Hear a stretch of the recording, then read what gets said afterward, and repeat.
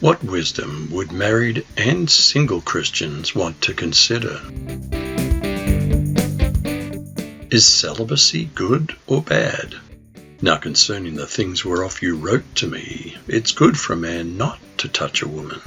What should single people do if they continually face many sexual temptations? Nevertheless, to avoid fornication, let every man have his own wife, and let every woman have her own husband. Should a husband or wife deprive each other of sexual affection?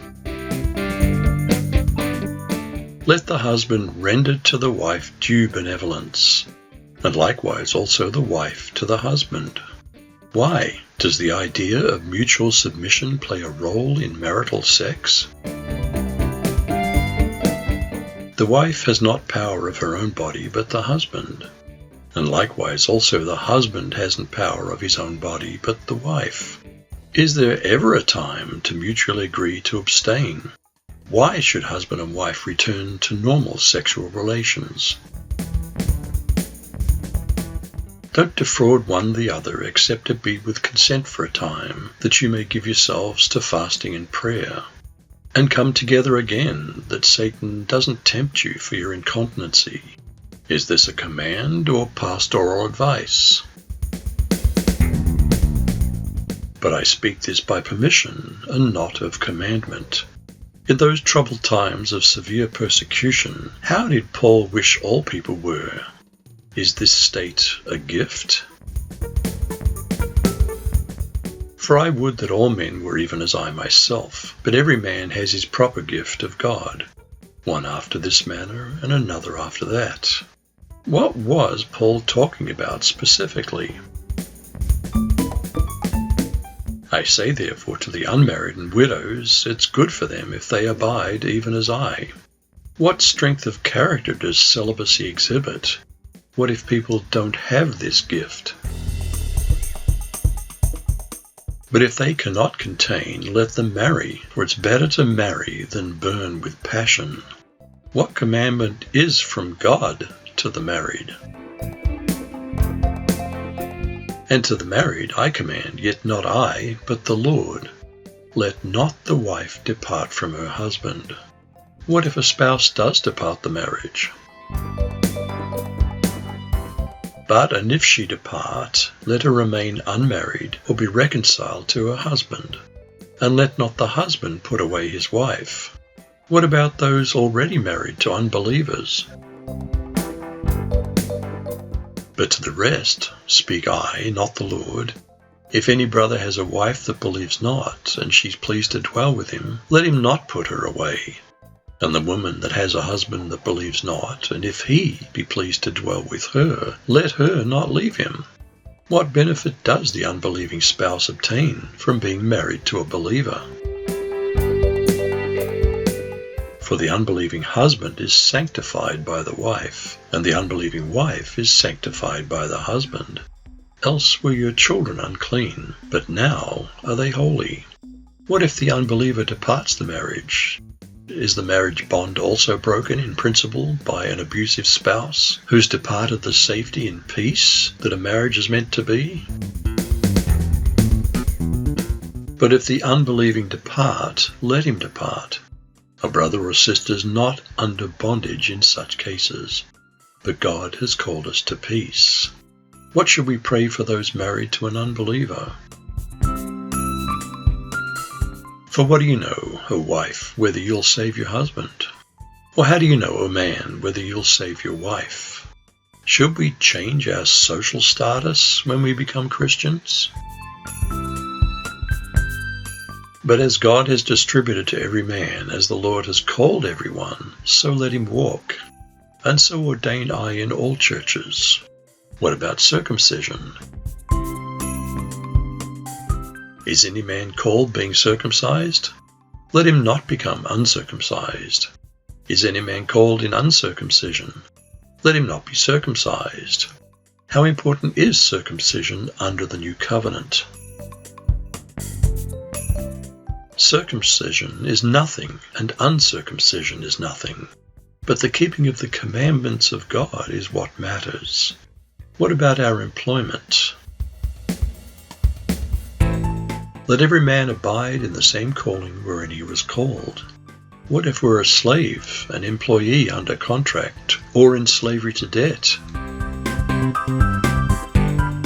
Are you called being a servant? Don't care about it. But if you may be made free, use it rather. What does our social status mean to God? For he that's called in the Lord being a servant is the Lord's freeman. Likewise also he that's called being free is Christ's servant. What if we are debt-free and self-employed? Should we be cautious about being enslaved to anything? You're bought with a price. Don't be servants of men. Although there would be obvious exceptions, what principles should the new Christian think about in regards to his situation in life? Brethren, let every man, wherein he's called, therein abide with God. Does Paul have some pastoral advice for Christian singles during such times of crisis? Now concerning virgins, I have no command of the Lord. Yet I give my judgment as one that's obtained mercy of the Lord to be faithful. Are there Christians in similar distress today? I suppose, therefore, that this is good for the present distress. I say that it's good for a man so to be. Modern persecution against Christians is worse than it's ever been in history, mostly across North Africa and Asia. What would Paul advise singles? Are you bound to a wife? Don't seek to be loosed. Are you loosed from a wife? Don't seek a wife. What troubles could a marriage bring to a Christian couple in times of crisis? But and if you marry, you haven't sinned. And if a virgin marries, she hasn't sinned. Nevertheless, such shall have trouble in the flesh. But I spare you. What can happen to marriages, especially in times of severe persecution? What would Paul advise? But this I say, brethren, the time's short. It remains that both they that have wives be as though they had none. How can worldly cares consume us? How should we act towards the things which we temporarily own? And those that weep as though they wept not, and those that rejoice as though they rejoiced not, and those that buy as though they possessed not. How attached should we become to the things of this world? Why? And they use this world as not abusing it, for the fashion of this world passes away. What attitude does Paul want us to have about the things of this world? But I would have you without carefulness. He that's unmarried cares for the things that belong to the Lord, how that he may please the Lord. What does marriage force us to care about? But he that's married cares for the things that are of the world, how he may please his wife. What advantage do single Christian women have over their married sisters? There's a difference also between a wife and a virgin. The unmarried woman cares for the things of the Lord, that she may be holy both in body and in spirit. But she that's married cares for the things of the world, how she may please her husband. How is marriage a distraction? And this I speak for your own profit, not that I may cast a snare upon you, but for that which is comely, and that you may attend upon the Lord without distraction. Is it wrong to later change from celibacy to marriage? If so, why would anyone require a vow of celibacy? But if any man thinks that he behaves himself uncomely towards his virgin, if she pass the flower of her age, and needs so require, let him do what he will. He doesn't sin. Let them marry. Is having a low libido somehow wrong?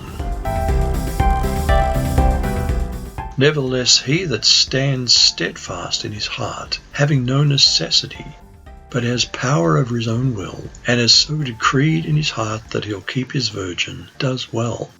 Under such circumstances, which is better, marriage or celibacy?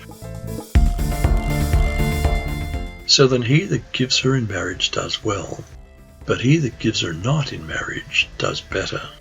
Can widows remarry a Christian? The wife is bound by the law as long as her husband lives.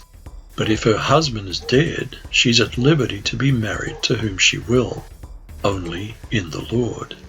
In times of severe persecution, which is likely a happier life?